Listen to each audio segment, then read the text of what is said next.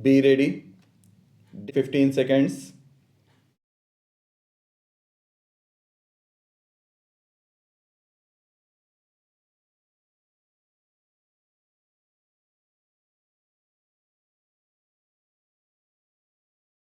The National Infrastructure Pipeline, which I announced in December 2019, is the first of its kind whole of government exercise ever undertaken by Government of India.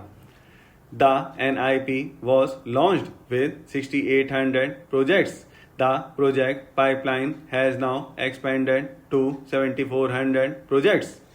Around 217 projects worth rupees 1.10 lakh crores under some key infrastructure ministries have been completed.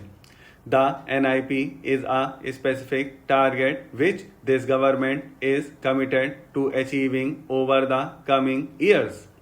It will require a major increase in funding both from the government and the financial sector.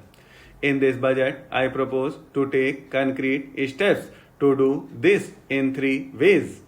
Firstly, by creating the institutional structures. Secondly, by a big thrust on monetizing assets. And thirdly, by enhancing the share of capital expenditure in central and state budgets. Infrastructure needs long term debt financing. A professionally managed development financial institution is necessary to act as a provider, enabler, and catalyst for infrastructure financing. Accordingly, I shall introduce a bill to set up a DFI. I have provided a sum of rupees 20,000 crores to capitalize this institution. The ambition is to have a lending portfolio of at least rupees 5 lakh crores for this DFI in 3 years' time. Monetizing operating public infrastructure assets is a very important financing option for new infrastructure construction. A national monetization pipeline of potential brownfield infrastructure assets will be launched. An asset monetization dashboard will also be created for tracking the progress and to provide visibility to investors. Some important measures in the direction of monetization are 1. National Highways Authority of India and PGCIL each have sponsored one investment that will attract international and domestic institutional investors. 5. Operational roads with an estimated enterprise value of rupees 5,000 crores are being transferred to the NHAI Investment Trust. Similarly, transmission assets of a value of rupees 7,000 crores will be transferred to the PGCIL investment. 2. Railways will monetize dedicated freight corridor assets for operations and maintenance after commissioning. 3. The next lot of airports will be monetized for operations and management concession. 4. Other core infrastructure assets that will be rolled out under the asset monetization program include NHAI operational toll roads transmission assets of PGCIL. In the budget estimates 2020-21, we had provided rupees 4.12 lakh crores for capital expenditure.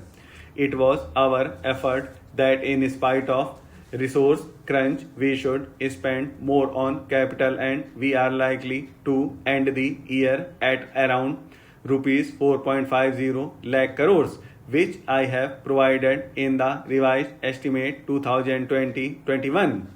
For this year, I propose a sharp increase in capital expenditure and thus have provided rupees 5.54 lakh crores, which is 34.5% more than the budget estimate of 2020-21. Of this, I have kept a sum of more than rupees 44,000 crores in the budget head of the Department of Economic Affairs to be provided for projects programs departments that show good progress on capital expenditure and are in need of further funds. Over and above this expenditure, we would also be providing more than rupees 2 lakh crores to states and autonomous bodies for their capital expenditure. More than 13,000 kilometers length of roads at a cost of rupees 3.3 lakh crores has already been awarded under the rupees 5.30 lakh crores Bharatmala Pariyojana project, of which 3,800 kilometers have been constructed.